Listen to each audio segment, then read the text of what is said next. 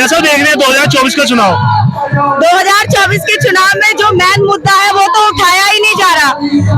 आजकल हमको इतना भटकाया जा रहा है, नागरिकों को बिल्कुल अलग अलग मुद्दों पे बात की जा रही है, और जो हमारे काम के मुद्दे हैं जैसे हमारे युवाओं की नौकरियां, आरक्षण है, उस पर कोई बात नहीं हो रही है। हमारी महिलाओं की सुरक्षा की बात हो या हमारे स्वास्थ्य की बात हो या हमारी शिक्षा की बात हो, उन मुद्दों पे तो बात ही नहीं हो रही। मुद्दों को भटका कर बात की जाती है, अलग अलग मुद्दों पे बात की जाती है, जो बेमतलब के मुद्दे उन पे बात की जाती है। जयंत चौधरी जी कह रहे हैं हम मुद्दों पे बात करें, मुद्दों पर हमने गठबंधन किया है। उन्होंने कोई मुद्दों पे कोई गठबंधन नहीं हो रहा है, ना मुद्दों पे बात हो रही है, लेकिन हम लोगों को मुद्दों पे बात करनी होगी अपने भारतीय किसान यूनियन की तरफ से। और हम बोलेंगे हमें महिलाओं के सुरक्षा के लिए बात करनी होगी, उनकी शिक्षा के लिए बात करनी होगी। हमारे पास कहाँ हॉस्पिटल्स है? आपने कोविड में तो देखा होगा, क्या शुद्धि कब तक मंदिर मस्जिद में लटका के रखा जाएगा? बताइए आप, कब तक मस्जिद और मंदिर के नाम पे, जाति पात के नाम पे वोटों को लिया जाएगा? बट अब ऐसा नहीं होगा, अब ऐसा हम नहीं होने देंगे, क्योंकि हमारा यूथ जाग चुका है और हम लोग समझ चुके हैं कि हमारे हक में क्या है, क्या सही है, क्या गलत है, और हमें किस मुद्दों पर बात करनी है। हमें शिक्षा के मुद्दों पर बात करनी है। हमारा यूथ, मतलब यूथ को इतना मजबूर कर दिया गया है, या 4 साल की नौकरी देकर क्या भविष्य है उसका? पीएम मोदी के कानों में ये आवाज गूंजनी चाहिए। और ये एक्चुअली बच्चों का भविष्य निर्धारित होना चाहिए, उनके भविष्य के साथ खिलवाड़ नहीं। 4 साल के बाद आधे से ज्यादा नागरिक तो ओवर एज हो जाएंगे, क्या है उनका भविष्य? उनके बच्चे कैसे पलेंगे, क्या होगा? तमाम मुद्दों पे बहुत तेजी से बातें की। मैं कह, आप युवाओं की बात कर रहे हैं, 2 युवाओं की जोड़ी कहीं ना कहीं उत्तर प्रदेश में चल रही है, अखिलेश यादव जी और राहुल गांधी जी की। वो जोड़ी कोई खास असर छोड़ता हुआ नजर नहीं आ रही है, क्योंकि उसका एक साथी योद्धा जो जयंत चौधरी है वो तो पिछड़ गया है। तो इसे सबको आप कैसे देखते हैं? मैं इसके साथ हूँ पूरी तरह से। अखिलेश भैया और राहुल गांधी जी का जो भी सारी योजना है, हम उनको दिल से सपोर्ट कर रहे हैं और हमारा यूथ सपोर्ट कर रहा है।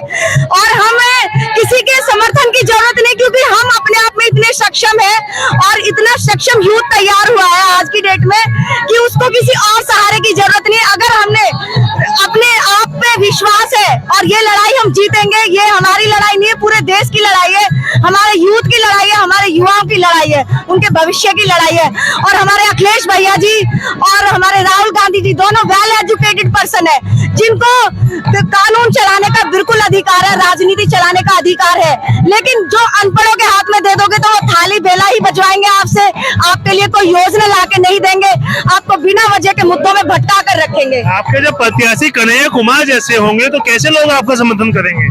देखिए, जो देश को बांटने के नारे लगाते हैं। देखो, देश में अराजकता फैलाई जा रही है, देश को बांटने के बहुत सारे काम किए जा रहे हैं, लेकिन हम इस चीज को ज्यादा होने नहीं देंगे। हमारा यूथ है, हम इसको ज्यादा होने नहीं देंगे और हम एकजुट होकर कार्य करेंगे और अपने युवा नेताओं को समर्थन करेंगे। और इससे भी मैं हूँ, किसान यूनियन में भी पिछले 1 साल से काम कर रहे हैं। मैम से बात करो। मैम, महिलाओं के मुद्दे कैसे देखती है कि महिलाओं के मुद्दे कुछ काम हो रहा है?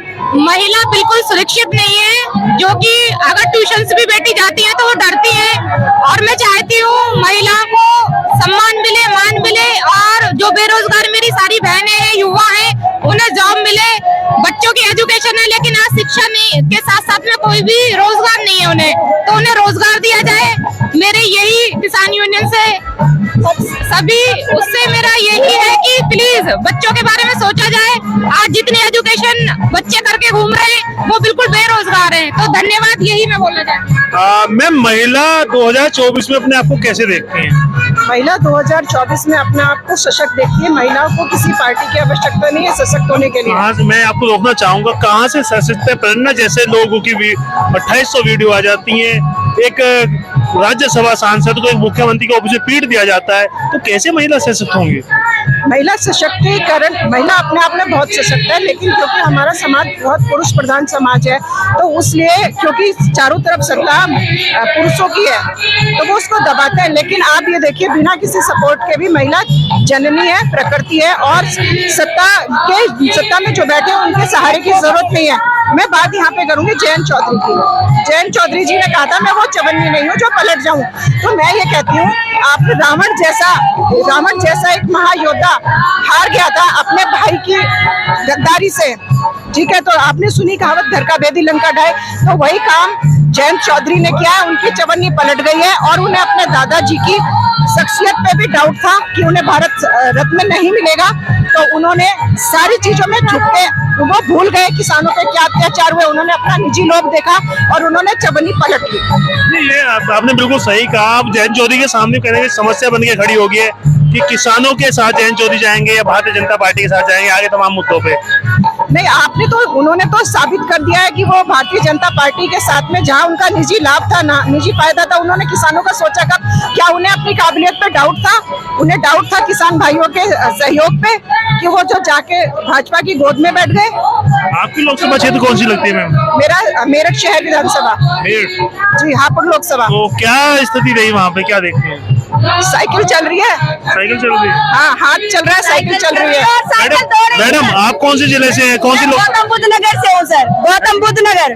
अच्छा। गौतम बुद्ध नगर, और गौतम बुद्ध नगर में पहली बार हमने साइकिल को दौड़ते हुए देखा है और ये साइकिल दौड़ेगी और अपना रंग दिखाएगी, क्योंकि आज हमारे साथ पूरा यूथ है, पूरा युवा समाज है और हमें जात पात का भेदभाव नहीं करेंगे, हम अपने मुद्दों पर ही बात करेंगे। मैम कौन सी लोकसभा क्षेत्र से हैं आप? बुलंदशहर की बेटी हूँ और मैं गाजियाबाद से। गाजियाबाद से। गाजियाबाद में क्या माहौल है? गाजियाबाद में तो एक महिला प्रत्याशी डोली शर्मा जी भी रही है वहाँ पे, लेकिन जहाँ पे दूसरा प्रत्याशी है वो भी दबंग है। देखो सभी अपने अपने उसको सपोर्ट करते हैं, किसी को कोई फोर्स नहीं है। आपको क्या लग रहा है किसका माहौल है?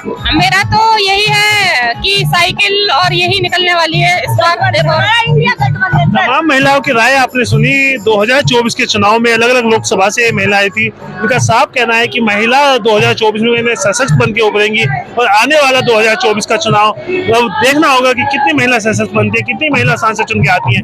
आप देख रहे थे हिंदुस्तान समाचार, मैं अभी चौधरी, नमस्कार।